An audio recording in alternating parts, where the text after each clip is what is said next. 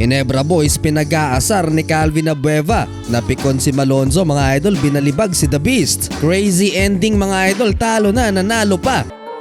Manila Clasico Game 2 Ginebra vs Magnolia Chicken Templados. Dikit ang laban mga idol, naging fanboy bigla ni Justin Brownlee si Mikey Reyes na commentator sa game na to. Crossover kay Calvin Abueva, wild shot, pasok yan para sa future Gilas laban kay Rakocevic.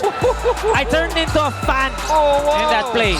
Itong si Calvin Abueva mga idol, pinag-aasar ang Ginebra. Ayaw tigilan si Jamie Malonzo. Mind games ba mga idol, lumalabas ang experience ni The Beast sa pang-iinis. Nagsimula sa last 2 minutes ng first quarter nang mapikon si Malonzo kay Abueva dahil sa paghawak nito sa jersey ng Ginebra player. Hindi rin nakaligtas si Pringle sa pisikal na laro ni The Beast. Pero nang mapikon pa sa kanya si Malonzo, siya naman ang napisikal mga idol. Trip yatang asarin ni The Beast si Jamie Malonzo. Talsik si Abueva. 32-27 end of first quarter lamang ang Ginebra. 15 points na so far for Justin Brownlee.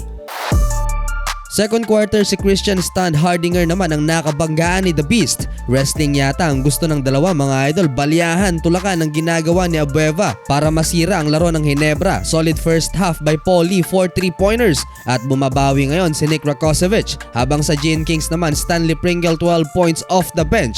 Tight ball game mga idol, 51-50. Isang puntos lang ang lamang ng Magnolia Chicken Templados.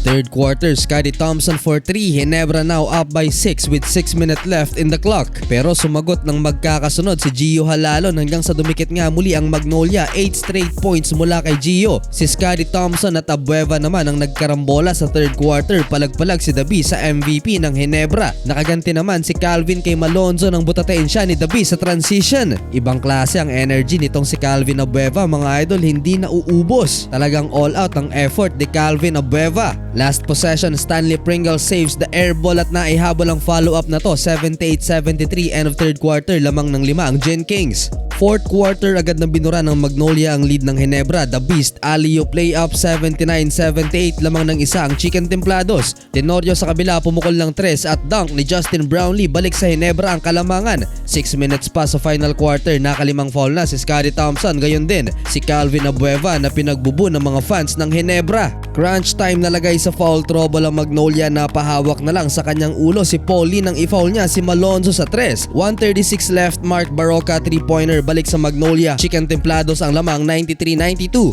Jump ball mga idol sa pagitan ng Magnolia import at PBA MVP. Dinaig ni Scottie Thompson si Rakocevic sa taas ng talon. Ginebra down by 2 nang maipasok ni Stanley Pringle ang dagger 3-pointer sa last 5 seconds. Lamang na ang Ginebra, 95-94. Hindi pa tapos mga idol, loose ball na sana ni Paulie. Nakuha pa ng angas ng tondo mga idol. Game winner bank shot, panalo pa ang Magnolia. Paulie 24 big points, 4 assist. 23 points for Nick Rakocevic, 10 points for Calvin Abueva. Habang sa Magnolia hotshots, Justin Brownlee 34 points and Stanley Pringle 17 points.